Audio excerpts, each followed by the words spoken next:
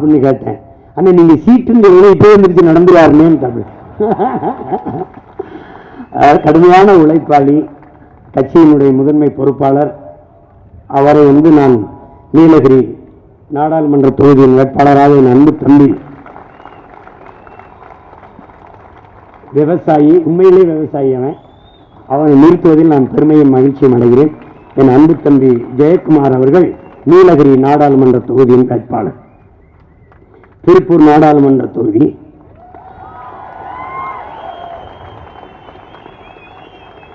என்னுடைய தெரியும். நான் கட்சி தொடங்கிய காலத்திலிருந்து என்னோடு இணைந்து என் லட்சியத்திற்காக துணை நின்று பயணிக்கிற என் தங்கை, என் ரத்த உறவல்ல, என் லட்சிய உறவு, என் இதய துடிப்புக்கு ஏற்ப இயங்கக்கூடிய ஒரு போராளி. ஈரோட்டில் தான் நிற்கணும். அட்டம் பிடிச்சி திருப்பூர்ல நின்னா நான் ஜெயிச்சிருவேன், ஜெயிக்கணும் செத்துருன்ட்டேன். ரொம்ப நாள் நினைக்கிறேன். இப்பவே பாதி தீஞ்சு போயிருக்கா. அப்படி இன்னும் தேர்தல் ஆரம்பிக்கல. அதுக்குள்ளே கருத்து என் நிலத்துக்கு வந்திருக்காங்க. காரணம் என்ன? கொண்டே வந்துட்டேன். இங்க பல பேரை சொல்லிட்டேன். ஜெகதீசன் சொல்லிட்டேன். மலையிலிருந்து குதிச்சிரு, ஏற்காடு மலையிலிருந்து நான் அடக்கம் பண்ணி நானும் குதிச்சிருந்தேன். சரிக்கா வாங்க, இல்லைன்னா அங்கேயே போங்கன்ட்டேன். என்ன ஜெயிக்கணும் அப்படி நிலையில நின்று இருக்கோம். புரிஞ்சுக்கணும். என் மக்கள் எங்களை நாயற்ற மக்களா நிற்கிறாது. ஓட்ட போட்டு வெல்ல வைங்க. நல்லா இருப்பீங்க, நல்லா இருப்பீங்க. நாங்க நல்லா இருக்கிறதுல நீங்க நல்லா இருக்கணும்னா எங்களை ஜெயிக்க வைக்கணும். என்னுடைய அன்பு தங்கை, கொள்கை குன்று குறிச்செல்லாம் சொல்ல மாட்டேன், உண்மையிலே கொள்கைக்காரி சீதாலட்சுமி அவர்களை திருப்பூர் நாடாளுமன்ற வேட்பாளராக அறிவிப்பதில் மகிழ்ச்சியும் பெருமையும் கொள்கிறேன். ஏற்கனவே வேற தங்கையை தான் நான் தேர்வு செய்து வைத்திருந்தேன். அவர்களுடைய பிடிவாதத்துக்காக திருப்பூரில் நிறுத்துகிறேன். அதை ஏற்றுக்கொண்டு திருப்பூர் நிர்வாகிகள், பொறுப்பாளர்கள் சரி தங்கையை நிறுத்துங்கள் என்று ஒத்துக்கொண்ட உங்கள் அனைவருக்கும் என்னுடைய அன்பும் நன்றியும்.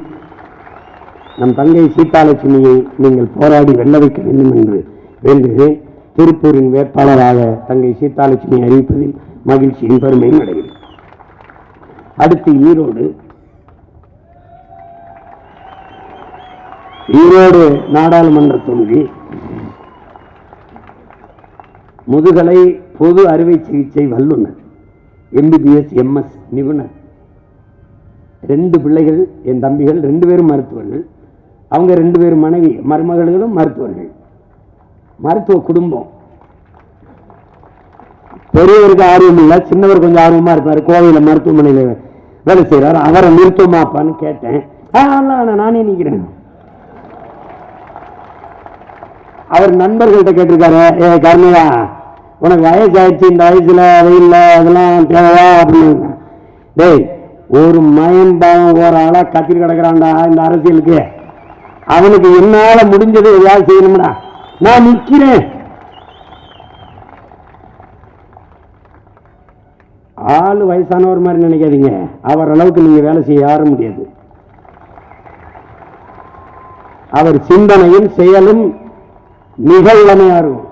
அப்படிப்பட்ட ஆக சிறந்த தமிழ் தேசிய போராளி நம்முடைய அப்பா மருத்துவர் கார்மேகன் அவர்களை ஈரோடு நாடாளுமன்ற வேட்பாளராக நிறுத்துவதில் பெருமையும் மகிழ்ச்சியும் அடைகிறேன். அடுத்து என்னுடைய தங்கை, நாமக்கல் நாடாளுமன்ற தொகுதி பொறியாளர், இளநிலை பொறியாளர், பிடெக் ஃபேஷன் டெக்னாலஜி படித்தவர்.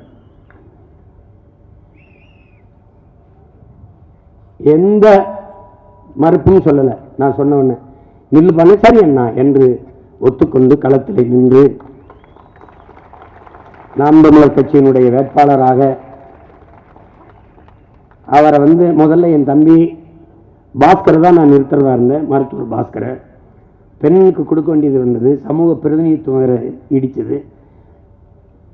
அப்போ என் தம்பிகிட்ட கேட்டேன், அவன் மறுத்திருந்தா நான் ரொம்ப கஷ்டப்பட்டிருப்பேன்.